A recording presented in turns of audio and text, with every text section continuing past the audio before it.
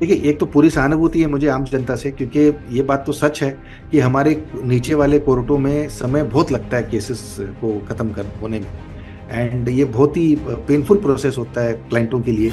देखिए, हार या जीत वो तो किसी के हाथ में होती नहीं है बात, लेकिन फैसला जल्दी आए तो एटलीस्ट एक एक जिसको बोलते हैं ना क्लोजर, जिसको बोलते हैं कि चलो एटलीस्ट पता तो चल गया कि भाई हम जीत रहे हैं कि हार रहे हैं। लेकिन ये पता लगने में ही कि हम जीत रहे हैं कि हार रहे हैं 10-15 साल लग जाते हैं। अब सुप्रीम कोर्ट में है केवल 30-34 जजेस, और 30 जजेस के सामने मान लो आपने 2-4 करोड़ केसेस डाल दिए, तो वो कहां से डिसाइड कर पाएंगे?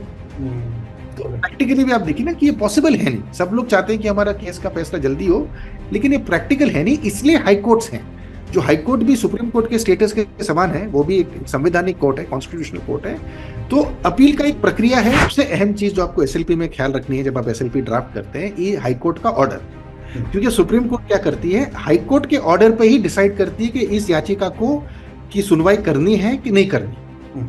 तो हाई कोर्ट के ऑर्डर को आपको अच्छे से विश्लेषण करना होगा। हाई कोर्ट के ऑर्डर का देखिए, लीगल ड्राफ्टिंग क्या है, अगर आपको 100 पन्ने लिखने हैं तो उसमें कोई बड़ी शैली है नहीं, कोई बड़ी कला है नहीं। लेकिन 100 पन्ने की बात यदि आपको 5 पन्ने में लिखनी हो, करेक्ट, असली आपकी जो कला का जो टेस्ट है वो है।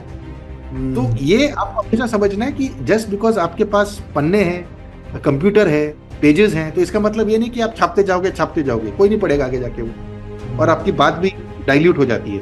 लीगल रिपोर्टर के सभी वीडियो को देखने के लिए लीगल रिपोर्टर को सब्सक्राइब करके बेल आइकन बटन जरूर दबाएं।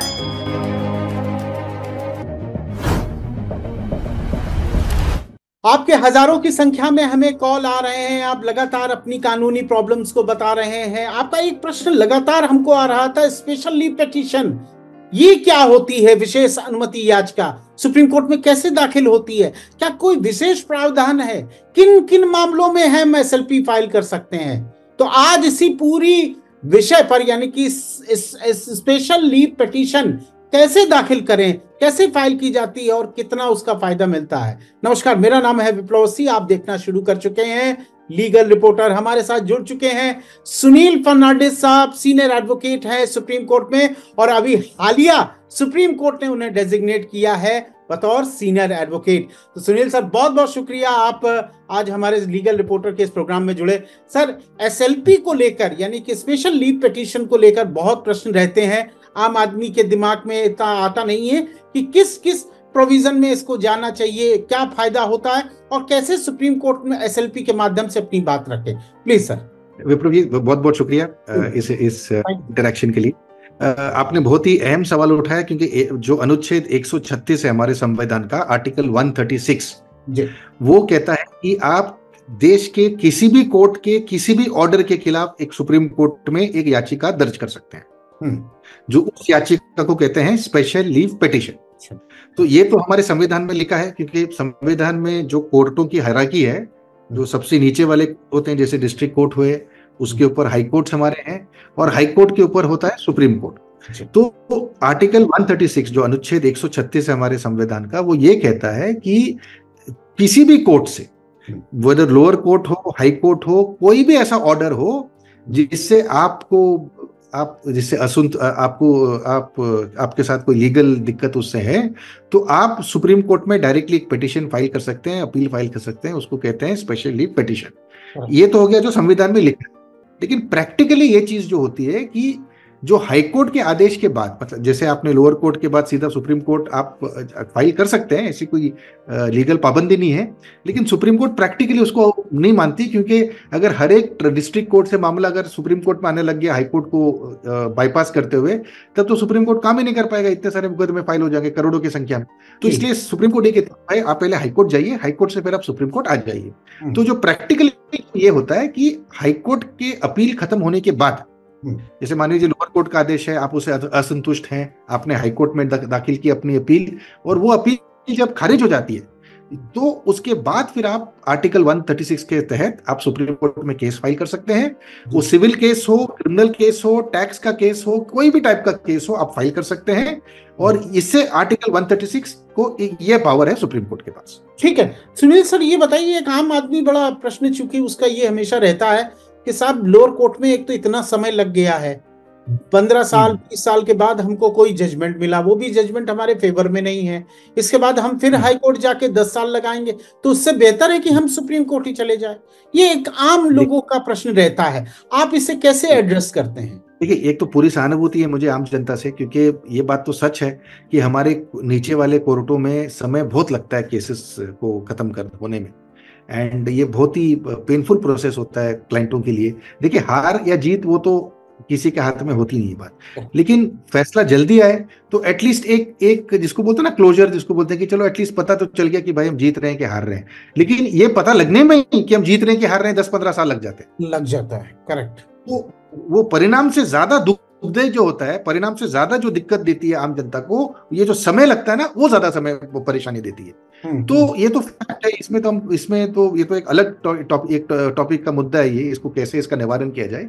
लेकिन आप देखिए, लॉजिक देखिए कि हमारे देश में तकरीबन 700 डिस्ट्रिक्ट्स हैं, और 700 डिस्ट्रिक्ट्स में हमारे देश में हजारों सब डिस्ट्रिक्ट कोर्ट हैं। और हमारे सब डिस्ट्रिक्ट कोर्ट में, सेशन कोर्ट में, फिर सिविल कोर्ट में, क्रिमिनल कोर्ट में, रेंट के कोर्ट में करोड़ों मुकदमे पेंडिंग है। अब उन सारे करोड़ों मुकदमे में अगर वकील ये सोचे कि भाई यहाँ पे इतना समय के बाद मुझे फैसला मिला है और अब मैं हाई कोर्ट में क्यों जाऊं, मैं सीधा सुप्रीम कोर्ट चला जाऊं, और वो सारे में वाकई में सुप्रीम कोर्ट पहुंचते हैं। अब सुप्रीम कोर्ट में है केवल 30-34 जजेस, और 30 जजेस के सामने मान लो आपने 2-4 करोड़ केसेस डाल दिए, तो वो कहां से डिसाइड कर पाएंगे? तो प्रैक्टिकली भी आप देखिए ना कि ये पॉसिबल है नहीं। सब लोग चाहते हैं कि हमारा केस का फैसला जल्दी हो, लेकिन ये प्रैक्टिकल है नहीं। इसलिए हाई कोर्ट्स हैं, जो हाई कोर्ट भी सुप्रीम कोर्ट के स्टेटस के समान है, वो भी एक संवैधानिक कोर्ट है, कॉन्स्टिट्यूशनल कोर्ट है। तो अपील का एक प्रक्रिया है जो अनफॉर्चुनेटली कितना भी समय लगे आपको उस प्रोसेस को, जैसे मान लीजिए कोई अगर प्राइमरी स्कूल करता है, कोई प्राइमरी स्कूल से ये थोड़ी बोले कि मैं सीधा कॉलेज में दाखिला लूंगा, मैं जी सेकेंडरी स्कूल करूंगा। जी जी, वो हो नहीं सकता ना। वो ये नहीं कह सकता कि भाई मैंने इतने साल डाल दिया प्राइमरी स्कूल में, अब मैं 8वीं 9वीं 10वीं कक्षा में क्यों जाऊं, मैं सीधा जाता हूं कॉलेज में। जी जी, तो ये पॉसिबली प्रोसेस है, तो सबको ये प्रोसेस फॉलो करना पड़ता है। सर मुझे थोड़ा सा बताएंगे कि एसएलपी दाखिल करने या उसकी ड्राफ्टिंग के समय किस किस तरह की सावधानी बरतने की जरूरत है? दूसरा, अब एसएलपी को एडमिट कराना बहुत बड़ा एक चैलेंज होता है, उसके बारे में थोड़ा सा हमारे आम दर्शक जो आपको सुनना चाहेंगे। हमारा संविधान ये अधिकार देता है जजों को कि वो अपने मर्जी के हिसाब से एसएलपी एडमिट करे या ना करे। देखिए, आप जब एसएलपी, जब तक सुप्रीम कोर्ट के जज एडमिट उसको करते नहीं है, तब तक वो अपील नहीं रहती है। हमारा संविधान ये कहता है, और ये पावर जजों को देता है कि आप ये कह सकते हो कि आपके इस केस में एक पॉइंट है, लेकिन फिर भी मैं आर्टिकल 136 के तहत इस केस में आपको सुनवाई नहीं देना चाहता। ये उनकी मनमानी नहीं है, ये उनके लिए संवैधानिक अधिकार है, क्योंकि इसको कहते हैं हम लोग डिस्क्रेशनरी रेमेडी, कि ये जो है ये कोई अधिकार नहीं है। नागरिक भले फाइल करे, फाइल करने का अधिकार नागरिक का है, सुनवाई करना या नहीं करना ये सुप्रीम कोर्ट का अपना फैसला है जी। इसलिए जो आंकड़े हैं, जो ministry of law and justice के भी, सुप्रीम कोर्ट में भी या गूगल में भी आप आंकड़े देखें, 100 में से केवल 10 या 20 केसेस अल्टीमेटली सक्सेसफुल होते हैं, बाकी सारी खारिज हो जाती है। ठीक है, किन बातों का ध्यान में रखते हुए एसएलपी को ड्राफ्ट करना चाहिए? अगर जो एडवोकेट्स, यंग एडवोकेट्स आपको सुन रहे हैं, अगर एसएलपी को फाइल करना चाहिए, वो थोड़ा सा। जी, बहुत ही अहम सवाल आपने पूछा है, और मैं आपको क्रेडिट देता हूँ। ये सवाल तो जो वकील कई साल प्रैक्टिस करते हैं वो नहीं उनको पूछते हैं, या वो उनके ब्रेन में नहीं आती है। देखिए, क्या है कि सबसे अहम चीज जो आपको एसएलपी में ख्याल रखनी है जब आप एसएलपी ड्राफ्ट करते हैं, ये हाईकोर्ट का ऑर्डर। क्योंकि सुप्रीम कोर्ट क्या करती है, हाईकोर्ट के ऑर्डर पे ही डिसाइड करती है कि इस याचिका को की सुनवाई करनी है कि नहीं करनी। तो हाईकोर्ट के ऑर्डर को आपको अच्छे से विश्लेषण करना होगा। हाईकोर्ट के ऑर्डर का, हाईकोर्ट का जो ऑर्डर है उसको आपको बताना होगा कि उसमें क्या क्या कानूनी खामियां हैं, किन किन जगहों पे वो गलत जा चुका है। उसका संक्षिप्त में एक ब्यौरा आपको अपने एसएलपी में, जिसको सिनॉप्सिस कहते हैं, एसएलपी के जो शुरुआती पन्ना है, शुरुआती पेज है, वो सिनॉप्सिस कहते हैं। सिनॉप्सिस आपके 10 पेज के ऊपर सिनॉप्सिस कभी होने नहीं चाहिए, और 7-10 पेज के अंदर आपको संक्षिप्त में सारा का सारा केस एक पुख्ता तरीके से बयान करना है। देखिए, लीगल ड्राफ्टिंग क्या है, अगर आपको 100 पन्ने लिखने हैं तो उसमें कोई बड़ी शैली है नहीं, कोई बड़ी कला है नहीं। लेकिन 100 पन्ने की बात यदि आपको 5 पन्ने में लिखनी हो, करेक्ट, असली आपकी जो कला का जो टेस्ट है वो है। तो ये आपको हमेशा समझना है कि जस्ट बिकॉज आपके पास पन्ने हैं, कंप्यूटर है, पेजेस हैं, तो इसका मतलब ये नहीं कि आप छापते जाओगे, कोई नहीं पढ़ेगा आगे जाके वो। और आपकी बात भी डाइल्यूट हो जाती है। तो आपको 5-10 पन्नों के अंदर संक्षिप्त में, सिनॉप्सिस में अपना केस पूरा अच्छे से डालना होगा और एग्जैक्टली एक्यूरेटली कि हाई कोर्ट ने क्या किया, देखिए निचली अदालत में क्या हुआ, बाकी सब क्या हुआ, उस पर फोकस आप ना करें। आपको सारा का सारा फोकस आपको करना होगा हाई कोर्ट के ऑर्डर पे। तो ये 2 टिप्स बहुत जरूरी है, हाई कोर्ट का ऑर्डर एंड सेकेंडली सिनॉप्सिस जो है, जो एसएलपी का शुरुआती पन्ना है, शुरुआती पन्ने होते हैं, उसमें बहुत सारे लोग गलती करते हैं, 30 पेज के, 30 पन्ने के, 40 पन्ने के, 50 पन्ने के सिनॉप्सिस दे देते हैं, लिस्ट ऑफ डेट देते हैं। वो एकदम गलत बात है। उतनी वो करने से आप अपना केस को वीक कर रहे हैं। आपको 5 या 10 पेज किसी ने कहा था कि सिनॉप्सिस किसी केस की आत्मा होती है, तो आपको बिल्कुल उस सिनॉप्सिस के माध्यम से जजेस को वो केस बता देना है। वो हो सकता है आपने जैसा कहा कि बहुत से क्लाइंट्स को ये दिखाने के लिए कि साहब हमने पन्ने बहुत भर दिए, देखिए साहब मोटी एक फाइल बना दी। मोटी फाइल से काम नहीं चलेगा सर।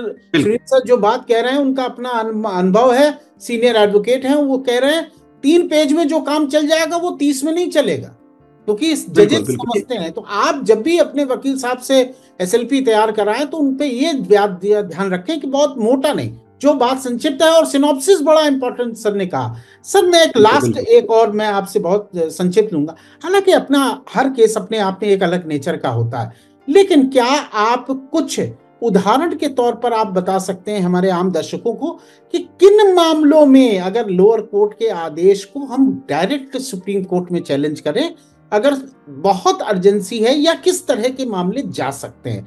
आप अपने अनुभव से जो भी आप बताना चाहें। देखिए, एक तो फर्ज कीजिएगा लोअर कोर्ट के किसी कोई ऑर्डर लोअर कोर्ट ने पास किया जिसमें आप अरेस्ट होने की आपकी संभावना है, या आपको जेल जाने की संभावना है, या आपके मकान को डिमोलिश होने की संभावना है, या किसी दाखिले की संभावना है जिसमें आखिरी डेट है और उसके बाद से दाखिला हो नहीं सकता, और ऐसे सिमिलर मुकदमे सुप्रीम कोर्ट में पेंडिंग है, तो ऐसे सूरत हाल में आप डायरेक्टली सुप्रीम कोर्ट जा सकते हो from the lower court order. बहुत ही एक लिमिटेड, बहुत ही संक्षिप्त आपके पास स्कोप होता है, लेकिन इन सब चीजों में फिर भी स्कोप होता है कि आप एक डायरेक्ट सुप्रीम कोर्ट के पास जा सकते हो, जहां पे आपके जानो माल पे डायरेक्ट एक थ्रेट हो, तब आप एक डायरेक्टली सुप्रीम कोर्ट जा सकते हो।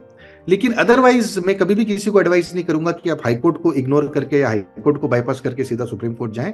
वो सही बात नहीं होगी, क्योंकि दाखिला तो कर दोगे आप, पैसा खर्च करके सुप्रीम कोर्ट तक पहुंच जाओगे, वो पहले डे पे जज साहब वही कहेंगे कि भाई जाइए हाई कोर्ट में, तो सारा आपका समय और पैसा बर्बाद। करेक्ट। बहुत बहुत शुक्रिया सर, आपने एसएलपी में जो बहुत संक्षिप्त में ही आपने बहुत सी चीजें बताई। जो भी दर्शक लगातार senior advocate Sunil Fernandes sir को सुन रहे हैं, ये लगातार हमारा मोबाइल नंबर चल रहा है, फिर भी आप सुनील सर से कोई राय लेना चाहें तो इस नंबर पे संपर्क कर सकते हैं, या हमारी वेबसाइट के थ्रू हमसे संपर्क कर सकते हैं। बहुत बहुत शुक्रिया, बहुत बहुत धन्यवाद, नमस्कार। लीगल रिपोर्टर के सभी वीडियो को देखने के लिए लीगल रिपोर्टर को सब्सक्राइब करके बेल आइकन बटन जरूर दबाएं।